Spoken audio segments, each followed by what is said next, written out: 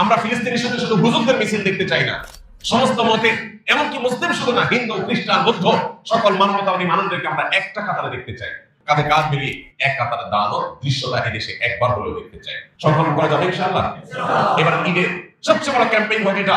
আমি ফিলিস্তিন ইস্যুতে একজন বাংলাদেশী হিসেবে তিনটি কারণে আমার লজ্জা অনুভব হয়, আমার কষ্ট হয়, দুঃখ লাগে। তার প্রথম কারণ হলো ফিলিস্তিন ইস্যুতে পৃথিবীর পশ্চিমা দেশগুলো, খোদ আমেরিকা, যে আমেরিকা নিজে এই হামলার সমর্থন যোগাচ্ছে, তার সমর্থন ছাড়া হামলা সম্ভব না।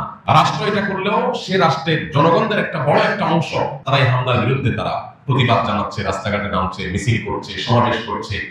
তারা তাদের জায়গা থেকে তারা ভয়েস রেজ করছে, শিশু হত্যা, নারী হত্যা এটাকে বন্ধ করার জন্য তারা নানাভাবে চেষ্টা চালাচ্ছে। জাপান, কোরিয়ার মতো পৃথিবীর অনেক অমুসলিম প্রধান দেশ আছে, যে অমুসলিম প্রধান দেশগুলোর হাজার হাজার মানুষ রাস্তাঘাটে বের হয়েছে। ওই সমস্ত অনুসন্ত দেশগুলোর তাদের এম্বাসিগুলোকে তারা ঘেরাও করেছে। বাংলাদেশের মতো দ্বিতীয় বৃহত্তর মুসলিম দেশ হওয়ার পর এই দেশে ফিলিস্তিন ইস্যুতে আজও পর্যন্ত গোটা বিশ্বের তোলপাড় হওয়ার মতো একটা গণজমায়েত, একটা গণমিছিল, একটা গণসমাবেশ, যেখানে লক্ষ লক্ষ মিলিয়ন মিলিয়ন মানুষ রাস্তায় এসে প্রতিবাদ জানাবে ফিলিস্তিনের পতাকা হাতে নিয়ে, এরকম একটা ঘটনা আজ পর্যন্ত দেশে হয়নি। এর চেয়ে লজ্জার বিষয় আমাদের জন্য কি হতে পারে? আমাদের দেশের ইসলামী দলগুলো, ইসলামী শক্তিগুলো, তারা প্রত্যেকে যার যার মতো আলাদা আলাদা ব্যানারে কাজ করে। ফিলিস্তিন ইস্যুতে মিছিল হয়, কিন্তু 50টা ব্যানারে, 50টা গ্রুপে, একটা ব্যানারে, একটা মিছিলে, একটা সমাবেশে গোটা দেশের সব মানুষ, দল মত নির্বিশেষে একটা কাতারে এসে ফিলিস্তিন ইস্যুতে একটু ভয়েস রেজ করবে। এই মিনিমাম কাজটুকু আমাদের এই দেশে আজও পর্যন্ত আমরা করতে পারি না। কত দুর্ভাগ্য আমাদের। দ্বিতীয়ত, ফিলিস্তিন ইস্যুতে পৃথিবীর অনেক উন্নত দেশ, এমনকি অনেক অমুসলিম, তারা ইহুদিদের পণ্যগুলো অত্যন্ত শক্তিশালী ভাবে বয়কট করেছে, এবং ইহুদিদের বিভিন্ন বড় বড় ফুড চেইন সবগুলো মাছি মারার উপক্রম হয়েছে, সেগুলোর ব্যবসা তারা লাভে তুলে দিয়েছে। আমরা জানি অর্থনৈতিক যুদ্ধ এটা অনেক বড় যুদ্ধ।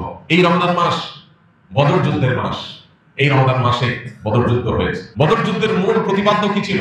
মক্কার মুশরিকরা যখন মুসলমানদের অর্থ সম্পদ সব রেখে দিয়েছিল, জুলুম করে আটকে রেখেছিল এবং খালি হাতে তাদেরকে মক্কা ত্যাগ করতে বাধ্য করেছিল, সেই সম্পদ পুনরুদ্ধার করবার জন্যই বদরের অভিযান নবী সাল্লাল্লাহু আলাইহি ওয়াসাল্লাম পরিচালনা করেছেন। বদর যুদ্ধের মূল প্রতিপাদ্য হলো শত্রুপক্ষের অর্থনীতিতে আঘাত করো, তাতে তারা দুর্বল হবে। আমরা বদর যুদ্ধের চেতনাকে সামনে রেখে অন্তত ফিলিস্তিন ইস্যুতে আর কিছু করতে না পারি, আমার বিবেকের কাছে আমার একটা জবাব দেওয়ার জায়গা পরিষ্কার হওয়া উচিত যে আমার বাসার চৌহদ্দিতে, আমার বাসার চার দেয়ালের মধ্যে, আমার অফিসের চার দেয়ালের মধ্যে এই অভিশপ্তদের কোন একটা পণ্যের কণা, একটা সুতা পর্যন্ত আমি থাকতে দেব না।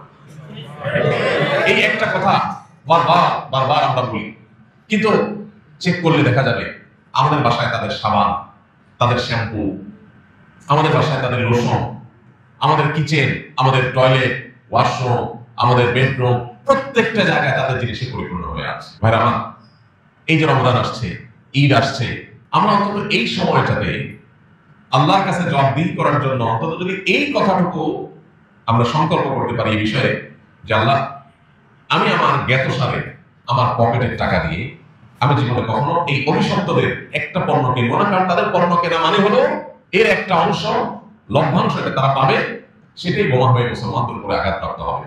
এই যে ঈদ আসছে সামনে, আমরা তাদের সফট ড্রিঙ্কস ছাড়া যদি ঈদ পালন করি, আমরা কি মরে যাব? দেশীয় সফট ড্রিঙ্ক যদি না থাকে, আমরা সাদা পানি খেয়ে থাকি কি আমরা মরে যাব? কিন্তু নির্লজ্জের মতো আমাদের এই দেশে অহরহ আপনি দেখবেন প্রত্যেকটা দোকানে, ভূমিপল্লীর দোকানগুলো আপনি খোঁজ খবর দেন, সবচেয়ে বেশি বিক্রি হয় এই ইহুদিদের জিনিসগুলো, তাদের সাবানগুলো, তাদের শ্যাম্পুগুলো। কারা কিনে এগুলো? আমরা কিনি। কেন? আমরা যদি এগুলো বয়কট করি, আমরা যদি সবাই এগুলোকে বর্জন করি, ইমানের দায় থেকে, তাড়না থেকে। তুরস্কে ইহুদিদের দোকানগুলোর সামনে যেখানে মিটারকে মিটার, শত শত মিটার যেখানে লাইন লেগে থাকতো, সেখানে মাছি মারছে মাছি, কেউ সেদিকে যায় না। কেউ যদি সেখানে কিনতে যায়, অন্যরা ঘৃণা করে তাকায় যে এর মতো নির্লজ্জ, যে নিজের মুসলমান ভাইয়ের রক্ত চুষছে, সেই জালিমদের জিনিস কিনছে, তাদেরকে চাঁদা দিচ্ছে। জিনিস তো কিনছেন, আপনি চাঁদা দিচ্ছেন, প্রতিদিন বাজার করে জিনিসগুলো আনছেন আর টাকাগুলো রেখে আসছেন, এর মানে আপনি প্রতিদিন ইহুদিদেরকে চাঁদা দিচ্ছেন, অভিশপ্তদেরকে চাঁদা দিচ্ছেন। এই একটা কাজ যদি আমরা বাংলাদেশের মানুষ করতে পারতাম, তাও সান্ত্বনা পাইতাম। দুর্ভাগ্য আমাদের, এই একটা কাজ দেশে আমরা করতে পারিনি। এই একটা কাজ, ইউনিলিভারের জিনিসপত্র আমাদের ঘর বোঝাই, এই ক্লোজ আপ শুধুমাত্র ইহুদি পণ্য হয়ে আমার মুসলিম ভাইয়ের রক্ত চুষার ভূমিকা আছে তা তো না। আমাদের এই দেশে তরুণদের চরিত্রকে ধ্বংস করবার জন্য 14 ফেব্রুয়ারি আসলে তাদের সর্বশক্তি নিয়ে তারা মাঠে নামে। আপনারা এই দেশের বহু টেলিভিশন অনুষ্ঠান দেখেন, ইসলামী প্রোগ্রাম দেখেন, আজও পর্যন্ত ইউনিলিভার স্পন্সর করেছে, তারা টাকা পয়সা দিয়েছে কোন ইসলামী প্রোগ্রামের জন্য, জীবনে কখন দেখেছে কোন মুসলিম মাদ্রাসা?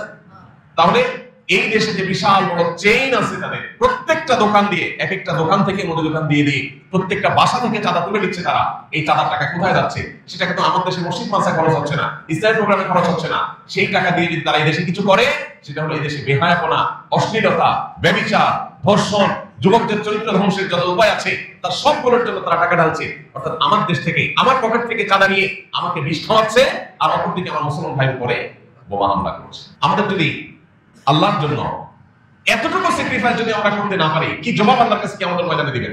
কি হবে আপনার নামাজ, কি হবে তারাবি? যদি আল্লাহর কাছে এই জবাব করার জায়গাটা ক্লিয়ার করতে না পারেন যে আল্লাহ আমার জ্ঞাতসারে কোনোদিন আমি একটা টাকা দিয়ে আমি ওদের কোনো পণ্য কিনি নাই, এই ঘৃণাবোধ আমি প্রকাশ করলাম আমার মুসলমান ভাইদের প্রতি সহমর্মিতা প্রদর্শন করতে গিয়ে, এইটুকু কাজ যদি আমরা করতে না পারি, আল্লাহর কাছে কি জবাব দিয়ে হবে বলেন? এই জন্য ভাই, আমাদের বাসা বাড়িকে ইহুদি পণ্য থেকে আমরা মুক্ত করার সংকল্প করতে পারি কিনা?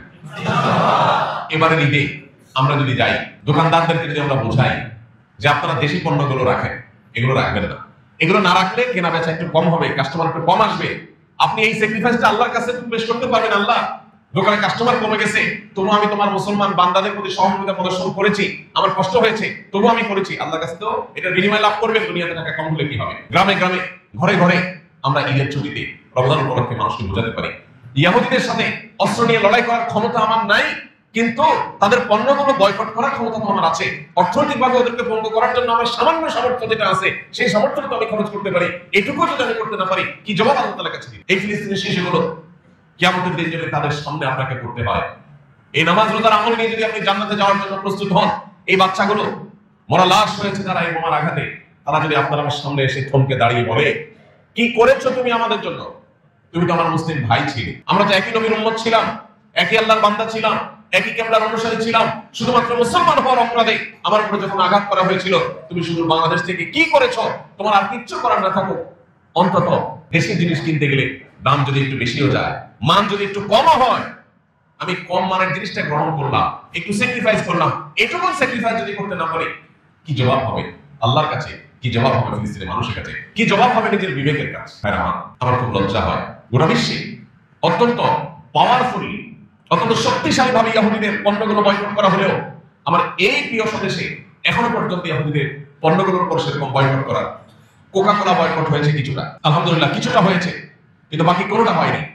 আবার সেটাও বয়কট হলে কি হবে? আবার ডোক ডোক করে আমরা গিয়েছি, আমাদের চেতনা বদল হয়ে গেছে। তৃতীয়ত যে কারণে আমার কষ্ট হয় একজন বাংলাদেশী হিসেবে, সেটা হলো ফিলিস্তিনের সাথে আমরা আমাদের দেশের সকল রাজনৈতিক দলগুলোকে বাধ্য করতে পারি নাই তাদের অবস্থানগুলোকে পরিষ্কার করার জন্য।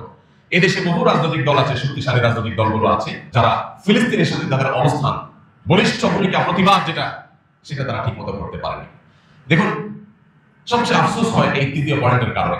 আজকে যারা গাজার মুসলমানদের উপরে বোমা হামলা করছে, সেখানে যারা হত্যাযজ্ঞ চালাচ্ছে যুগ যুগ ধরে, বাংলাদেশে সবচেয়ে বড় গলায় কথা বলে সেই ইহুদিদের দোসর যারা দেশে আছে তারা।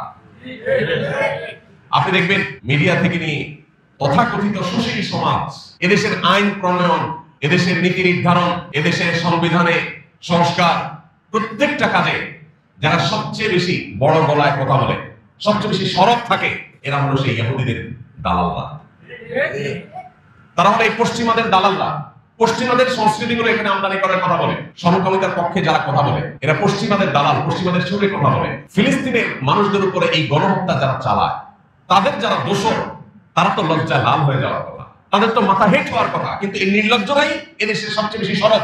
এটা হলো আমার লজ্জা তৃতীয় নম্বর কারণ, যে আমি একজন বাংলাদেশী হিসাবে আমার লজ্জা হয়, আমি অনুতপ্ত যে আমার এই দেশে, অভিশপ্ত দেশে এবং পশ্চিমাদের দালাল যারা, তারাই আমার দেশকে কন্ট্রোল করতেছে, আমার দেশের সব নীতি নির্ধারণ করে দিচ্ছে, কি হবে কি না হবে সব বলে দিচ্ছে। এদেশের মানুষের ধর্মবিশ্বাস, মূল্যবোধ, চিন্তা চেতনা কোনো কিছুর তোয়াক্কা নেই। আমার শিক্ষায়, আমার পাঠ্যপুস্তকে, আমার বইয়ে, আমার সংবিধানে, আমার আইনে, বিচারে, সংসদে, আমার নীতি নির্ধারণে, সবকিছুতে হাতে গোনা কিছু মানুষ সবচেয়ে বেশি প্রভাব বিস্তার করছে। সবচেয়ে বড় গলায় যারা কথা বলে মিডিয়াতে, এই মানুষগুলো হলো সবগুলোই প্রায় পশ্চিমাদের দালাল। তো আমাদের এই দেশে এই যে তিনটা বিষয়, একে তো ফিলিস্তিনের সাথে আমরা ঐক্যবদ্ধভাবে দল মত নির্বিশেষে সবাই এক কাতারে আমরা একটু একসাথে দাঁড়িয়ে বিশ্বকে এই বার্তা দিতে পারি নাই যে ফিলিস্তিনের সাথে আমরা সবাই ব্যথিত, আমরা মর্মাহত। আমাদের মধ্যে বহু রাজনৈতিক চিন্তাধারার মানুষ থাকতে পারে, কিন্তু এই সাথে আমাদের মধ্যে কোনো ভিন্নতা নাই। আমরা সবাই এক কাতারে দাঁড়িয়েছি। গোটা বিশ্বের অনেক দেশ দেখালেও এই দেশ সেটা করতে পারেনি। সবাই যার যার মতো বেরান করে আলাদা আলাদা করে দাঁড়ায়, একসাথে কেউ দাঁড়ায় না, যার কারণে সেই ভয়েস এই দেশ থেকে যায়নি। বিগত রেজিমে, বিগত আমলের সরকার আমলে আপনারা জানেন সারা জীবন এদেশের পাসপোর্টে লেখা থাকতো এই পাসপোর্ট দিয়ে সারা পৃথিবীর সব দেশ ট্রাভেল করা যাবে এক্সেপ্ট ইসরায়েল। ইসরায়েল ট্রাভেল করা যাবে না। বিগত সরকার সেই কথাটা তুলে দিয়েছে। তার মানে ইসরায়েল ট্রাভেল করা যাবে, এটাকে স্বাভাবিক করে দিয়েছে তারা। আমরা বর্তমান সরকারের কাছে জোর দাবি জানাই এই মুহূর্তে আবারও আমাদের পাসপোর্টে আগের মতো এক্সেপ্ট ইসরায়েল শব্দটা যুক্ত করা হোক। এই দেশের পাসপোর্ট নিয়ে কি অন্তত এই অভিশপ্ত দেশে না যাক, আমরা সেই জিনিসটা অন্তত চাই। এবং সেই সাথে আমাদের ঐক্যবদ্ধভাবে আমি দেশের সকল নেতৃবৃন্দকে আহ্বান করতে চাই, হাজারো বিষয়গত পার্থক্য থাকতে পারে, গাজা এবং ফিলিস্তিনের মুসলমানদের নির্যাতিত হওয়ার বিষয়ে, আমাদের ব্যথিত হওয়ার বিষয়ে কোনো মত পার্থক্য থাকার কথা না। এই বিষয়ে আমরা আলাদা ব্যানার দেখতে চাই না। আমরা একটা ব্যানারে সমস্ত দলের, সমস্ত মতের, এমনকি মুসলিম শুধু না, হিন্দু, খ্রিস্টান, বৌদ্ধ সকল মানবতাবাদী মানুষদেরকে আমরা একটা কাতারে দেখতে চাই। আমরা ফিলিস্তিনের সাথে শুধু হুজুরদের মিছিল দেখতে চাই না। আমরা ফিলিস্তিনের সাথে শুধুমাত্র হুজুরদের কষ্ট দিতে চাই না। যারা মানুষ হোক সে অন্য ধর্মের মানুষ, আমরা তাদেরকেও কাঁধে কাঁধ মিলিয়ে এক কাতারে দাঁড়ানো দৃশ্যটা এই দেশে একবার হলেও দেখতে চাই। দ্বিতীয়ত, আমরা ফিলিস্তিনের সাথে আর কিছু করতে না পারি, অন্তরের গভীর থেকে আমি চিরজীবনের জন্য প্রতিজ্ঞা করতে পারি, খাবার আইটেম হোক আর প্রসাধনী হোক, গায়ে মাথার আইটেম হোক, কোনো কিছু ইয়াহুদি কোম্পানিগুলোর কোন পণ্য আমি একটি পয়সা দিয়ে কিনবো না। যদি সেটা একটার সাথে 5টা ফ্রিও দেয়, যদি সে আরো কোনো অফার দেয়, আমি আমার ইমানি চেতনার জায়গা থেকে, ইমানি দায়িত্ববোধের জায়গা থেকে এইটুকু কাজ অন্তত আমরা ইনশাআল্লাহ করার চেষ্টা করব। পৃথিবীর বহু দেশ করেছে, আরব দেশগুলো তাদের নিয়ে আমাদের অনেক অভিমান আছে। আরব দেশের শাসকগুলো ফিলিস্তিনের সাথে কিচ্ছু করে নাই, আমাদের অনেক কষ্ট আছে তাদের প্রতি, কিন্তু একটা ছোট্ট কাজ তারা করেছে, সেটা হলো ইহুদি পণ্যগুলোকে অত্যন্ত শক্তিশালীভাবে বয়কট করেছে। তারা ছড়ে ফেলে দিয়েছে, তারা তাদের সুপার মার্কেটগুলোতে তারা বাইক করে ফেলে দিয়েছে, পণ্যগুলো রাখে নাই, তাদের র্যাকগুলো সব খালি করে ফেলেছে, ফেলে দিয়ে এই পণ্যগুলোকে তারা বিক্রি করছে না, কিনছে না কাস্টমাররা। এটুকু কাজ তারা করেছে, কিন্তু আমাদের দেশে সেই কাজটুকু পর্যন্ত হয় নাই। আমি দেখতে চাই মুদি দোকানে আমার দেশীয় পণ্য ছাড়া এই সমস্ত ইসরায়েলি পণ্যগুলো মাছি মারবে, কোন মানুষ সেগুলোর দিকে তাকাবে না, ঘৃণা ভরে সেগুলো প্রত্যাখ্যান করবে। এটুকু কাজ আমরা করতে পারি না। আপনি শুধু একা করলে হবে না, আপনি টার্গেট নেন, আপনার 10 জন মানুষকে, মিনিমাম 10 জন মানুষকে আপনি সংকল্প করাবেন যে আপনার বাসায় এগুলো থাকতে পারে না, যেগুলো আছে চলে আসছে ইতিমধ্যে, এর বাইরে নতুন করে কোনো একটা পণ্য আপনি কিনবেন না। প্রয়োজনে আপনি সাবান ছাড়া গোসল করবেন, যদি দেশীয় সাবান না পান তাতে আপনি শেষ হয়ে যাবেন না, আপনি অসুস্থ হয়ে যাবেন না। কিন্তু আল্লাহর কাছে বলতে পারেন, আল্লাহ আমি সাবান ছাড়া গোসল করেছি, তুমি এই সাবান কিনি নেই। আল্লাহ আমি শ্যাম্পু ছাড়া গোসল করেছি, তুমি এদের শ্যাম্পু কিনি নেই, আমি এদের চাঁদা দেই নেই। এইটুকু কাজ অন্তত আমরা করতে পারি কিনা বলো। এবার ঈদ উপলক্ষে এক ফোঁটা সফট ড্রিঙ্কস এদের আমাদের পেটে যেন না যায়, আমরা ছুঁড়ে ফেলে দিব ড্রেনে, আমাদের পেটে যেন শরীরে যেন না ঢুকে। এটা সফট ড্রিঙ্কস না, এর প্রতিটি ফোঁটা হলো রক্ত, মুসলমানদের রক্ত। ওই ফিলিস্তিনের শিশুর রক্ত আপনি পান করতে পারেন না, আপনার বিবেক আপনাকে বাধা দেওয়ার কথা। আল্লাহ আমাদের সেই ইমানের শক্তি দান করুন। আসুন আমরা একটা সামাজিক আন্দোলন গড়ে তুলি নিজেদের জায়গা থেকে। সারা দেশ পরিবর্তন করার ক্ষমতা আপনার আমার নাই ভাই, কিন্তু আমার নিজেকে পরিবর্তন করার ক্ষমতা তো আমার আছে। আমার পরিবারকে নিয়ে আমি বসতে পারি, আমার বন্ধু বান্ধবের সাথে আমি আলাপ করতে পারি যে আমি আর কিছু করতে পারলাম না, এই কাজটা কি করতে পারি না, সংকল্প করা যাবে ইনশাআল্লাহ।